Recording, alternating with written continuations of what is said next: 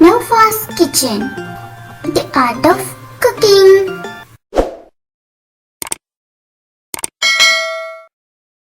Hi friends, ഇന്ന് ഞാൻ വന്നിട്ടുള്ളത് ഒരു ഈസി റെസിപ്പി ആയിട്ടാണ്.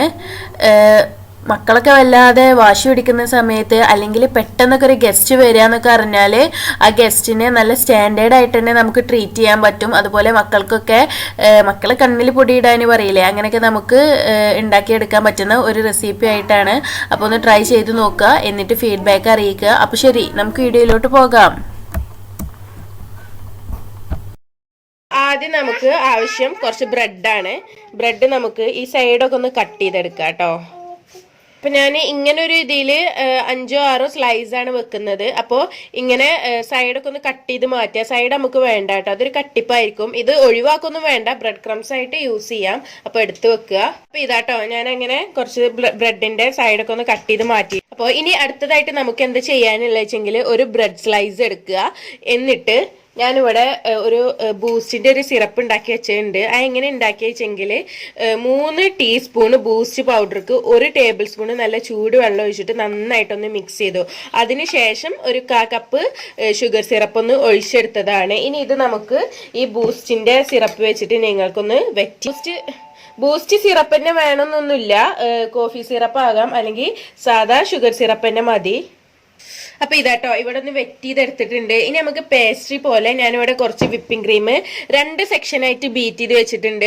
കുറച്ച് വിപ്പിംഗ് ക്രീം വൈറ്റ് കളർ തന്നെയാണ്, മറ്റേത് ഞാൻ കുറച്ച് ചോക്ലേറ്റും പാടൊന്ന് മെൽറ്റ് ചെയ്ത് ചേർത്തിട്ട് ഒന്ന് ചോക്ലേറ്റ് ക്രീം ആക്കിയിട്ടുണ്ട് കേട്ടോ.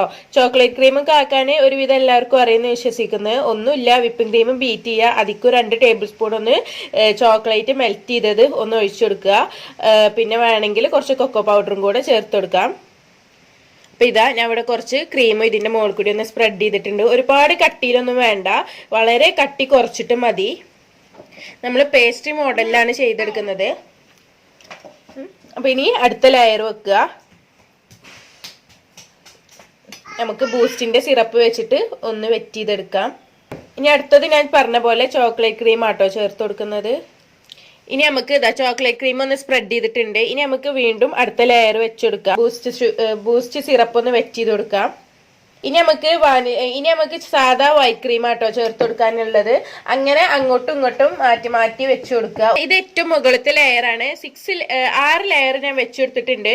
ഇനി നമുക്ക് ഇത് ഫുള്ള് ഈ ചോക്ലേറ്റ് ക്രീം കൊണ്ട് ഒന്ന് കവർ ചെയ്തെടുക്കാം. നമ്മൾ സാധാ കേക്കൊക്കെ കവർ ചെയ്യുമ്പോൾ തന്നെ ഫുള്ള് ഇങ്ങനെ കവർ ചെയ്തെടുക്കുക. അപ്പൊ ഇതാട്ടോ, ജസ്റ്റ് ഒന്ന് ഞാൻ ക്രീം കൊണ്ട് ഫുള്ള് സൈഡ് ഒന്ന് കവർ ചെയ്തെടുത്തിട്ടുണ്ട്. ഇത് ഭയങ്കര ഫിനിഷിങ് വേണമെന്നൊന്നുമില്ല. അപ്പോൾ ഇനി ഇതിന്റെ മുകളിൽ കൂടി ഞാൻ കുറച്ച് മിൽക്ക് കോമ്പൗണ്ട് ഒന്ന് ഗ്രേറ്റ് ചെയ്ത് വെച്ചിട്ടുണ്ട്, അത് ചേർത്ത് കൊടുക്കുകയാണ്. മിൽക്ക് കോമ്പൗണ്ട് ആണ് യൂസ് ചെയ്തിട്ടുള്ളത്. മിൽക്ക് ചോക്ലേറ്റ് അല്ലെങ്കിൽ നമ്മൾ സാധാ ചോക്ലേറ്റ് ഒന്ന് ഗ്രേറ്റ് ചെയ്ത് ചേർത്ത് കൊടുത്താലും മതി. ഇനി നമുക്ക് ഇതൊരു 10 മിനിറ്റ് ഫ്രിഡ്ജിക്ക് വെക്കാം, ഒന്ന് സെറ്റ് ആവട്ടെ.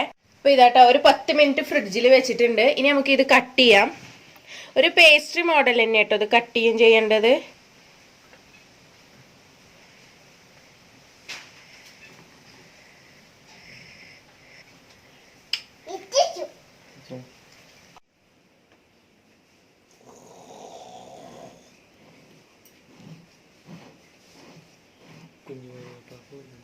ജസ്റ്റ് ഒന്ന് ഡെക്കറേറ്റ് ചെയ്ത് കൊടുക്കുന്നുണ്ട്, നിർബന്ധമൊന്നുമല്ല, പക്ഷെ ഉണ്ടെങ്കിൽ അതൊരു ഭംഗിയാണെന്നുള്ളൂ.